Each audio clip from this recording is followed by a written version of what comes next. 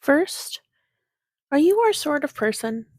Do you wear a fake eye, false teeth, or a crutch, a brace or a hook, rubber breasts or a rubber crotch, stitches to show something's missing? No? No? Then how can we give you a thing? Stop crying. Open your hand. Empty? Empty. Here is a hand to fill it and willing to bring teacups and roll away headaches and do whatever you tell it. Will you marry it? It is guaranteed to thumb shut your eyes at the end and dissolve of sorrow. We make new stock from the salt. I notice you are stark naked. How about the suit? Black and stiff, but not a bad fit. Will you marry it? It is waterproof, shatterproof, proof against fire and bombs through the roof. Believe me, they'll bury you in it. Now your head, excuse me, is empty. I have the ticket for that. Come here, sweetie, out of the closet. Well, what do you think of that? Naked as paper to start. But in 25 years, she'll be silver. In 50, gold. A living doll everywhere you look. It can sew, it can cook, it can talk, talk, talk. It works. There's nothing wrong with it. You have a hole, it's a poultice. You have an eye, it's an image. My boy, it's your last resort. Will you marry it? Marry it? Marry it. Thanks for joining me. This is Jess Faulkner, and this is Just Jess. I'm broadcasting from Sumter, South Carolina. The title of this episode is Cancer Diagnosis, Thai Basil, and Spotify Top 10. I just wanted to start by giving you a medical update. I recently got a colonoscopy and they found out that I have diverticulosis. That's a new thing for me. I'll have to go back to my heart doctor eventually because I will need a refill on my beta blockers for my tachycardia. Here are some life updates. Now that my mom is living here with us, Josh and I get to go on date nights on Friday nights. That's been nice. It's been more than nice. It's been wonderful. We've been doing escape rooms at Lock, Clock, and Peril in Sumter, South Carolina, and they have been a lot of fun. Just so much fun. I am also waiting for a shipment of new clothes. I ordered some high waisted black pleated trousers and a white button up blouse, as well as a strapless bra, because that's something I don't really own as a big busted woman, as a strapless bra. So I ordered one of those and it should be here within the next couple of days. I also ordered podcasting equipment so that I don't have to use my tiny microphone, which is what I'm using right now. So I have ordered a new microphone and some podcasting equipment. I also ordered some agar agar so I can make my own crunchy crystal gem candies. I don't know if you've seen those. I've seen a lot of people do ASMR with them, and they are just so fascinating to me. The texture just seems so fascinating to me. So I want to learn how to make those so I can make them myself and do some ASMR videos and just really enjoy the texture of them. As you know, I started some kombucha on the 10th of January, and I'm just still letting that sit and letting the live culture cap grow and letting that flavor develop because it's pretty cold in my house, so the sugar isn't breaking down and processing as quickly as I'd like for it to. I'm also currently working on growing bonsai trees. I have five of them in my kitchen window right now, trying to grow. So we shall see how those go as well. And then sometime soon in my future, I will pull out my cheese making kit and get started and make some cheese, but I'm not there yet. Today at about 12:30 we're going to have some friends over. I made a bunch of tea sandwiches, cucumber tea sandwiches, tomato tea sandwiches, and I tried a new one. I had a sandwich that came to me just kind of in my mind all of a sudden. So I'll give you guys the recipe for these tea sandwiches in the next podcast. Let me write that down. Recipe for tea sandwiches next podcast. Okay, because they are super worth it. They are really worth it. I'll give you the recipe for those tea sandwiches. So, a little bit of a podcast update. I now have a trailer that's been released for the podcast. You can check that out on Spotify. You can also find it on my Facebook and my Instagram page and other places of social media where I've been posting. As I said, I got some new equipment, so I will have that for the next episode, and we'll see how big of a difference that makes. Now, I want to take some time to talk about something very important to me that's very important locally as well, and that's Sunday dinner with a twist. Red Martin and his wife, Cassandra Martin, work in Greenville, South Carolina.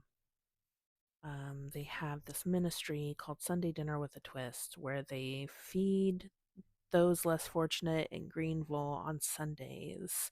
And they feed quite a few people every Sunday. I mean, they also do other work in their community too, but the main thing is that they feed the hungry on Sundays, every Sunday.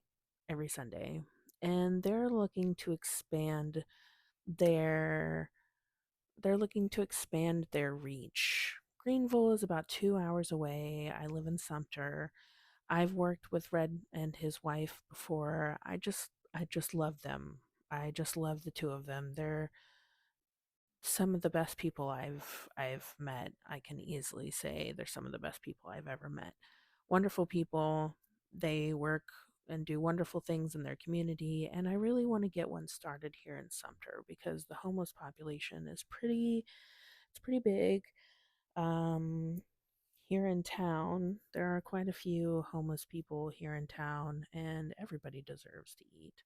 So I think I'm going to start doing that on Sundays. I thought about doing it on Saturdays, but Sunday dinner with a twist, people are going to expect me on Sundays. So I'm going to do it on Sundays. That's what I've decided. So I'm going to talk to Red about that and let him know that I want to get started with it. And I'll let you guys know what goes on with that. So, and if you're local and you're listening and you want to get involved, please contact me. You can contact me at www.leftoverslimited.com. Now it's time for something a little bit more serious. Part of the reason I made this podcast was to talk about my recent diagnosis.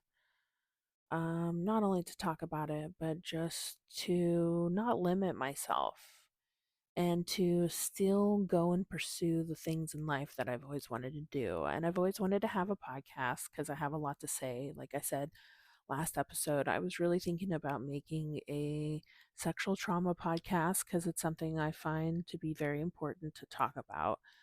But then I was diagnosed with a rare blood cancer called essential thrombocythemia, and everything kind of changed. And now things are getting back to normal, but things are always going to be a little different. So I wanted to talk about that. I wanted to talk about my essential thrombocythemia about what it is and how I'm living through it. So, essential thrombocythemia, or ET, is a rare blood cancer that causes a high number of blood cells called platelets to form. And these are blood cells involving blood clotting. So the more platelets you have, the more likely it is for your blood to clot. And blood clots, as you know, can be very dangerous, especially have them if you have them in your brain or in your lungs. They can kill you right away. Um, ET is a type of blood disorder called a myeloproliferative neoplasm, or MPN. These are conditions that cause an increase in the number of blood cells. So the WHO, the World Health Organization, classes all myeloproliferative neoplasms as blood cancers. So ET is a blood cancer. Um, but this is what's considered to be a gentle type of cancer because gentle treatment is needed. I don't have to get a port and do chemotherapy through a port. I can take oral chemotherapy. Um, so that's what ET is. It develops very slowly. It can affect people of any age, but it usually affects middle-aged and older people. The average age at diagnosis is about 65 years old, although it can affect children and young adults. So I was diagnosed at 33. The bone marrow is affected by ET. Um, it gets damaged after a certain amount of time. People don't know what causes ET. There are mutations in your genes. There are some mutations in your genes that they find. A common one is JAK2 gene, which is a mutation. The JAK2 gene makes a protein that controls how many blood cells are made by the stem cells. This gene change causes too much of this protein to be made, and that causes the stem cells to make more platelets. There are other genetic mutations that you could have, as well as the JAK2 mutation. Um, the other ones, I believe, are the CalR or MPL gene. Um, you know, it's really crazy because I was reading that genetic faults might happen because you've been exposed to hazardous chemicals over time, but they need more research to really say. Often gene changes are because of a copying mistake when a cell is dividing. In most cases, these genetic faults happen during a person's lifetime. You're not born with them, so you can't pass them on to your children. So I was really worried about that. But, you know, I'm happy. I read that unless the kids have it as children, then I'm not going to pass it on to them. Um, but in some cases, in rare cases, you might have a history of myeloproliferative neoplasms in your family. This might mean that there's a faulty gene in your family that increases your risk of developing MPNs. But you can talk to a specialist about that. So that's just a little bit about what central thrombocythemia is. Now, I don't have any of those mutations, so I consider triple negative. They don't they don't know what caused my ET because it's not a gene mutation, or at least it's not a gene mutation that they have markers for and know to look for right now. So, some of the symptoms of ET um, are tiredness, headaches, dizziness, or feeling lightheaded and having blurred vision, burning and tinglings in your hand and your feet, which often feels worse with heat and better with cold. Pain or discomfort in your abdomen from an enlarged spleen. You bruise more easily. Purplish molted skin changes, which usually occur on your legs. Nosebleeds or bleeding gums. And vaginal bleeding when you're not expected to have any vaginal bleeding. Blood clots are also a symptoms. They most commonly develop in the deep veins in the legs, lungs, brain, and heart. Now, not everyone with ET will have these problems. People who have diabetes or heart disease are at higher risk. You may have other health conditions that increase your risk of blood clots. So, blood clots can be very serious. And common signs and symptoms of blood clots are pain, redness, and a feeling of hotness in your leg. That could be a blood clot in your leg.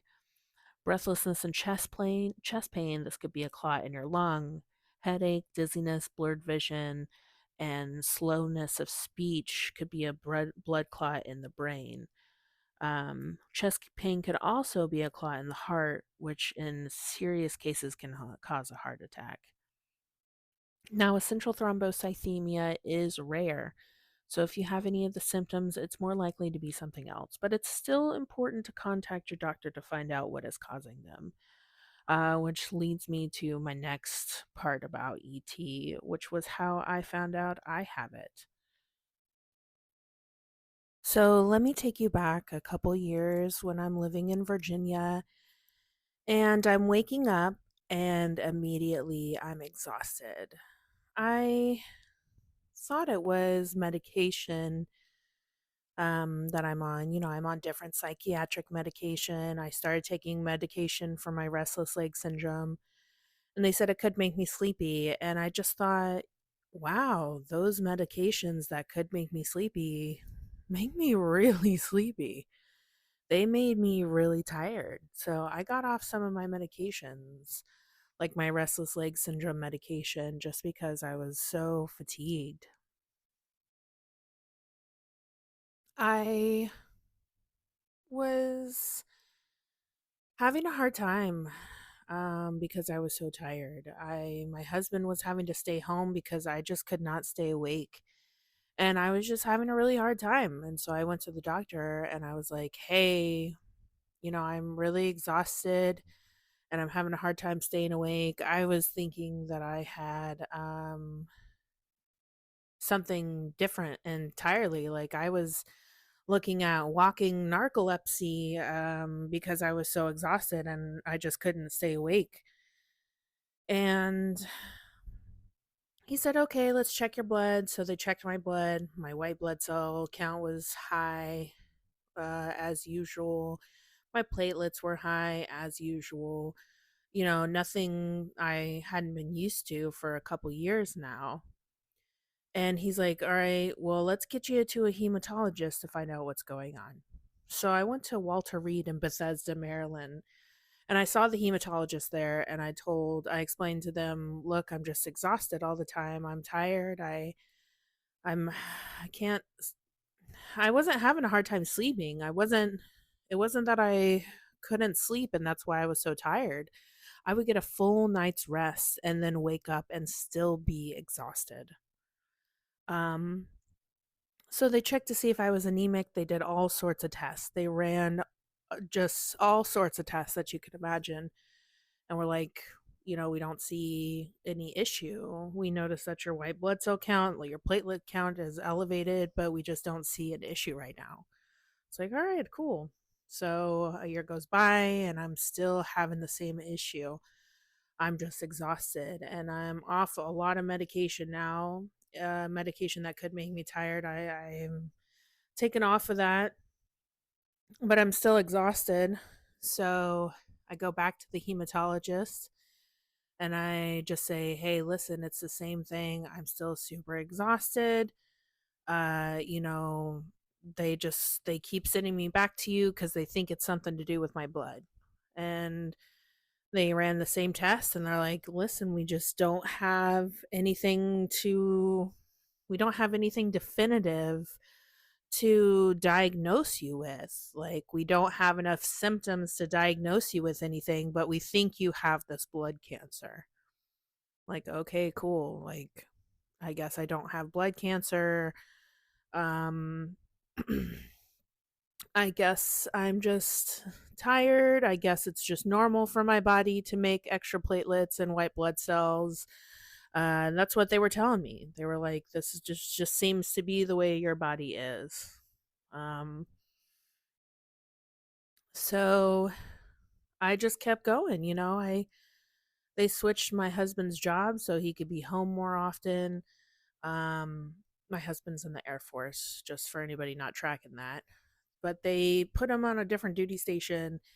And then we got our PCS orders to Shaw Air Force Base here in Sumter, South Carolina. And we moved. And a couple months after we moved, I'm still having the trouble with exhaustion. Just feeling really tired when I feel like I should have energy. And now I'm experiencing nausea, which isn't uncommon for me. I had my gallbladder taken out. And they said, you could just experience some nausea.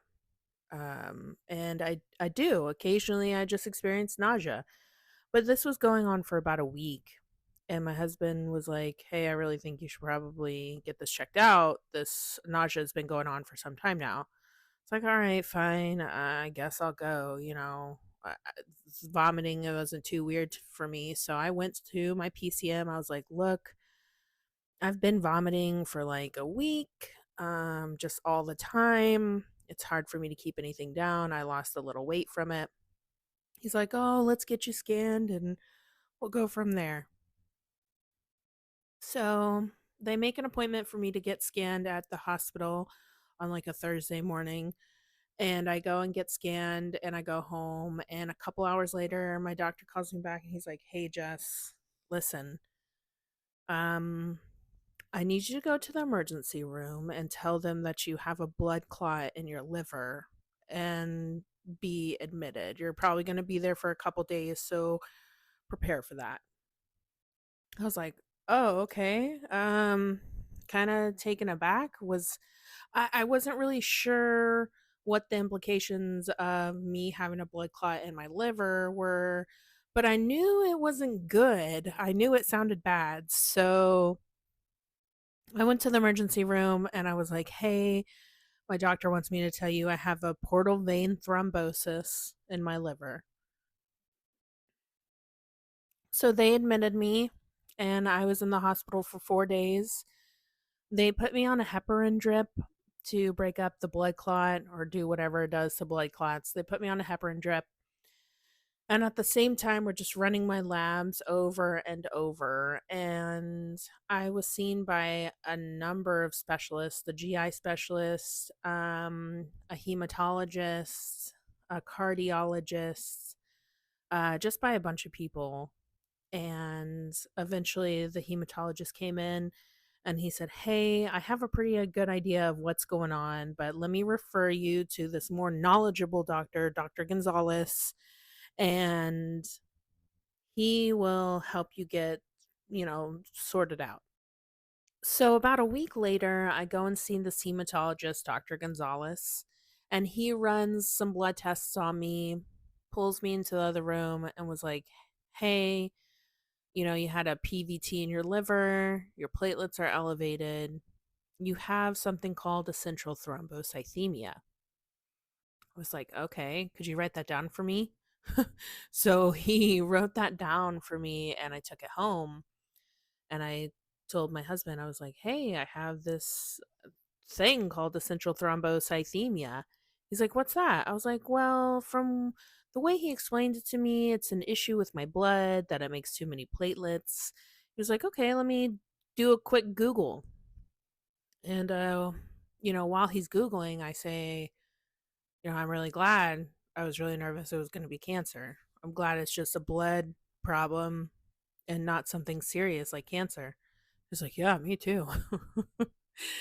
So he Googles and he's reading and he was like, "Wait, Jess, this says that essential thrombocythemia is cancer.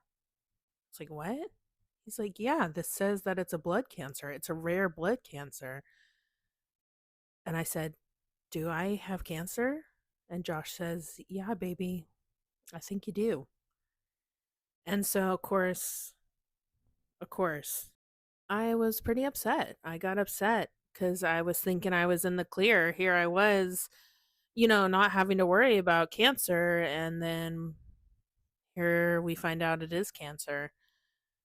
And it was hard. It was hard for a minute. I go back to my hematologist less than a week later and I asked him, I said, hey, is this cancer? And he looks at me and he goes, yeah, um, it's an MPN. Don't ask me to say that again. Myeloproliferative myeloma. Hey, I did it. So he tells me it's blood cancer and he just kind of talks to me about it a little bit. Tells me, your blood makes too many platelets, so it causes clotting. So here's what we're going to do. I'm going to put you on blood thinners called Eliquis. I said, okay, cool. How long do I have to be on these? He goes, the rest of your life. I said, all right. Um, and then he started talking to me about chemotherapy, and shit got real. Shit got real, real quick. Pardon my language. I know that's the first time I've used foul language, but it did. Everything got real, real quick. And I was pretty nervous. And he talked to me about chemotherapy, about oral chemotherapy. He suggested I go on a medication called hydroxyurea because I'm at high risk since I had that portal vein thrombosis in my liver. So now I'm at high risk of other blood clots. And he's like, oh, yeah, if you get a blood clot in your brain or your lungs, you're dead. I'm like, oh, okay. I'm also at higher risk for stroke and heart attack. So there's that. So about a week passes by and it's Halloween and I'm gonna start chemotherapy, in a couple days. And he told me you could lose your hair. Now if you know me, I am not attached to my hair. I cut my hair off all the time. It regrows. It's not a big deal. That's just the way hair is. So it doesn't bother me that I'm about to cut off all my hair. So I just shave my head so that my kids don't watch me lose my hair. If I shave my head, it's a new hairstyle and I don't have to worry about my kids watching me lose my hair and watching me get sick with chemotherapy. And let me tell you, I got sick. I got real sick. We started out one tablet a day and it kicked my ass. It kicked my ass hard. I couldn't I couldn't eat. I lost about 30 pounds. I was vomiting all the time. I was exhausted, just sleeping a lot. And this is all while I'm going back to my hematologist and getting my numbers checked. And I go back and get my numbers checked, and my platelets, of course, are just rising. And the chemotherapy isn't doing what it's supposed to do yet. So he puts me on 2 hydroxyureas a day, one in the morning and one at night. And I thought one was bad, two destroyed me. I was sleeping all day, just all day, exhausted, just super tired, and then getting sick. It kicked my butt. And then I went back to the hematologist and he said, hey, we're going to have to go on 3 a day because this is just not doing what I need for it to do for you. It's like, man, that seems like a lot, 3 a day. So I went on 3 a day. I went on one in the morning, one in the afternoon, and one at night. And it wrecked me. It totally wrecked me. I noticed that my hair was brittle and that it thinned out. I was exhausted. Um, I was sick. I was nauseous, just vomiting, very tired, just exhausted. It really kicked my butt. It really kicked my butt. So I do the 3 hydroxyureas for a while. I go to my doctor and I'm seeing him about every week, every 2 weeks, testing my blood, doing all my labs. And I recently went to my doctor. This was my recent health update. I recently went to my doctor and my platelets had lowered. They were in an almost normal range. Um, so he was like, "Hey, let's go from 3 to only taking 2." So now I'm only on 2 a day, which is nice. It's a lot better than 3 a day. Hopefully I can go to 1 a day and then I can just stop taking it altogether, which I think is the really the goal here is to be able to be off of the oral chemotherapy. Now, I have had some bumps along the way. I had some breakout bleeding. I'm about to get real private with you guys, okay? Definitely, definitely not something I would tell strangers, but for the sake of health and to talk to you about it. I had some bleeding. I was bleeding rectally, and I had blood, dark, tarry stools, and just a toilet full of blood when I used the bathroom. I even took a picture of it because it was very scary looking to me. I had never had that happen. I've had 2 babies, so I have had to deal with hemorrhoids before, and I've never had an experience like this. And my doctor was like, "Do you think it's hemorrhoids?" I was like, "No, dude, this is not hemorrhoids at all. This has got to be something else." So I was hospitalized again for about 2 days while they took me off blood thinners and just kept an eye on my active bleeding. And then everything just kind of worked itself out. That's when I got my colonoscopy and they diagnosed me with diverticulosis. And that's kind of been my journey with essential thrombocythemia. Um, I'm on 2 hydroxyureas a day, blood thinners, and baby Tylenol once a day. So I'm still being treated for it. I'll probably be on blood thinners for the rest of my life, says Dr. Gonzalez. So I'm just treating it and taking it one day at a time, taking lots of naps, just trying to give my body the rest that it needs, all while freaking out the whole time that I could have a blood clot. That's like a big thing that's on my mind constantly is that I could just have a blood clot. So I try not to worry too much about that, but it's hard not to worry, especially when I had one and the only symptom I had was vomiting. And they were surprised that that was a symptom that I even had was vomiting. But I'm just at high risk now that I've had the PVT in my liver. Um, and I'm only 33. So I did have the bone marrow biopsy, which is when they found out I was triple negative. And if you've never had a bone marrow biopsy, I definitely don't recommend it. They tried to offer me fentanyl, and I told them no fentanyl. So they gave me a different medication, and I just felt that. I just felt it, and it was just not, it was uncomfortable and very painful, and I do not recommend it. I rate it 1 out of 10. Not recommended. Now that I've brought down the mood talking about my cancer, I really want to share a recipe with you that I just love so much. And it's Thai basil chicken or Thai pad kra pagai, which is Thai basil chicken. And it's just so delicious. It's one that I cook for cooking lessons. It's one that I cook for clients who want Thai food. So listen up. Here's what you'll need. So the ingredients you'll need is 1 egg, 2 tablespoons of oil,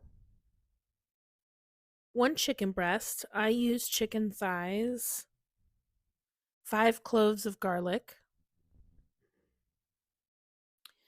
about 5 Thai chilies,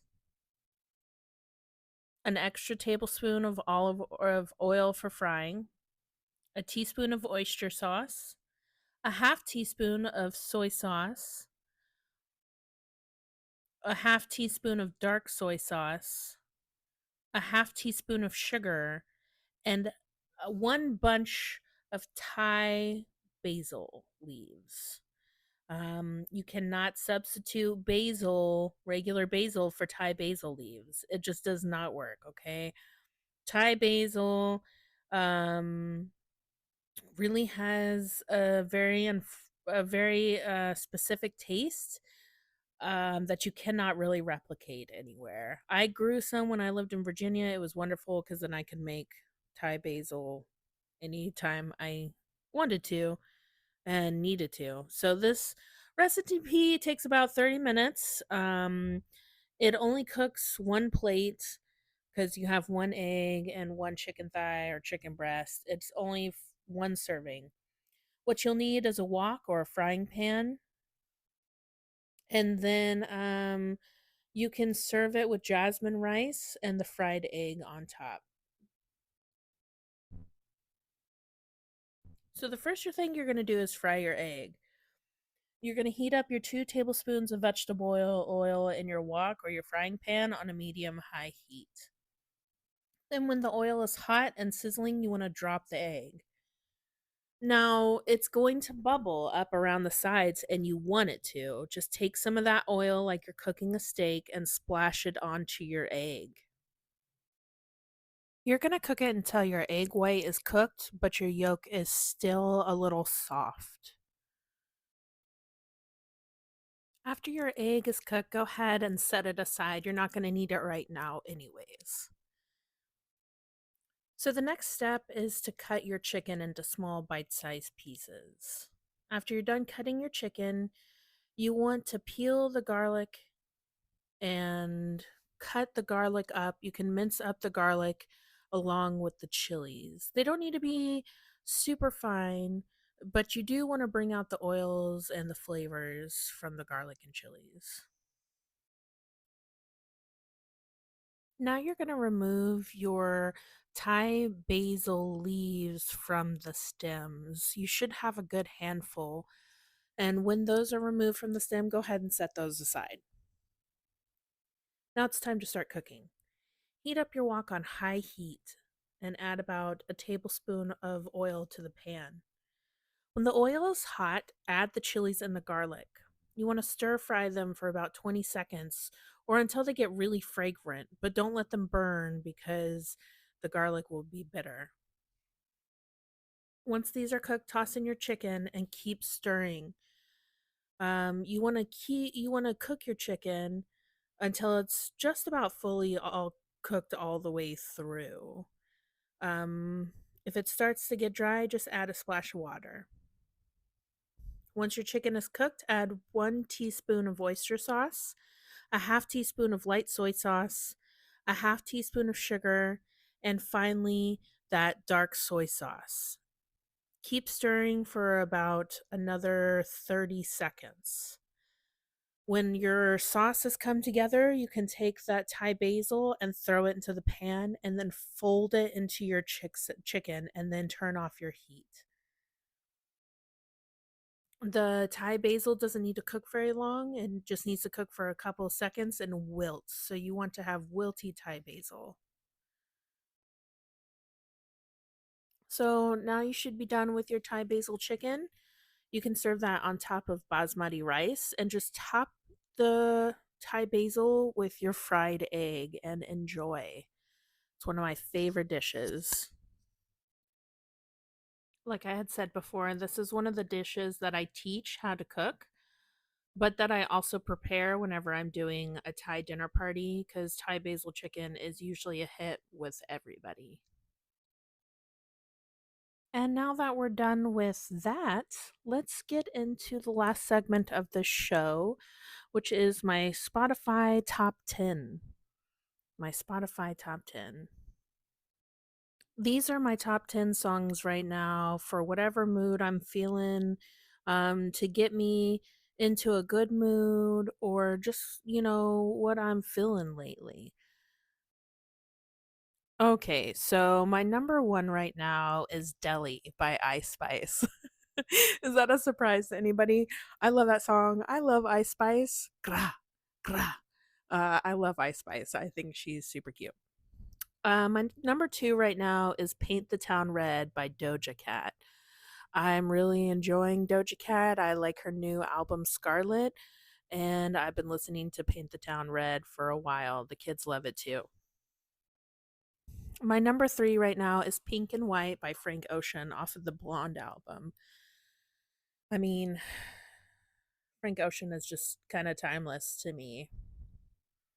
My number 4 is What Was I Made For by Billie Eilish from the Barbie album.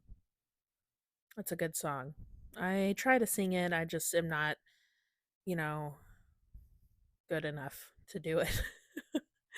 My number 5 is I Only Have Eyes for You by the Flamingos off of the album Flamingo Serenade. I love this song. It puts me in some kind of mood. It's hard to say, but I really love it. I really love it. Um my next song, number 6, is 2 Weeks by Grizzly Bear. Um it's a really cool song. If you haven't heard it, check it out. It's it's got a really cool vibe and feel to it. Next is number 7, which is Loner by Coda's Calamity. I don't know if you know, but Coda's Calamity is my brother. Loner is my favorite song by him. I love it so much. It's so good. Give it a listen. You can find it on Spotify. Number 8, Music for a Sushi Restaurant by Harry Styles from Harry's House. This is my go to karaoke song, just in case anybody cares. Number 9, Ultra Love by Starcadian from their Star Days album. Definitely not something I would normally listen to, but I really love this song. I really love this song. It gets me super hyped. And my number 10 song right now is Stolen Moments by Cautious Clay from the album Blood Type. Love Cautious Clay. I really love this song. Makes me feel some type of way, you know? I mean, I guess all my top 10s make me feel some type of way. That's why they're my top 10s. But that's my top 10 on Spotify right now. You can, of course, find all that music on Spotify right now. I definitely suggest checking out Coda's Calamity, the song Loner. It's one of my favorite songs of all time. And of course, like I said, shout out to my brother who made the song. He's an artist. You can check him out. His name is Coda's Calamity on Spotify. Well, darlings, I think that's about it for me today. Let's see, we talked about my cancer diagnosis, we talked about Thai Basil, Spotify top 10. I gave you some updates, and we should be good. Things I'm looking forward to next week. Let me see. I have to find a new cardiologist because mine just called me and told me he's retiring. So I need to find a new cardiologist. What else is going on? I should be getting some new clothes. I should be getting podcast equipment, so that will be exciting. And I'll set up my station at my desk in the office so I don't have to keep recording in my bed, in my bedroom. So, and hopefully my peas don't pop so hard on this new microphone. So please bear with me as my peas pop. And in case somebody hasn't told you today, let me be the first to tell you. You're such a wonderful person. I see you out there trying as hard as you can, just making it through your day. You got this, okay? You got this. You know you do. You've done this every day. And if it's something new that you're doing, you got it too. Just believe in yourself. Channel that inner badass. Pull it out for what you need it for, and just be a badass today. Put on your badass breeches, your badass boots, whatever other badass clothes you have, and be the badass that you are meant to be, because that's what you are. You're a baddie. You're a baddie, and you know it. I love you. I hope you have a good day. Take care of yourself. Bye.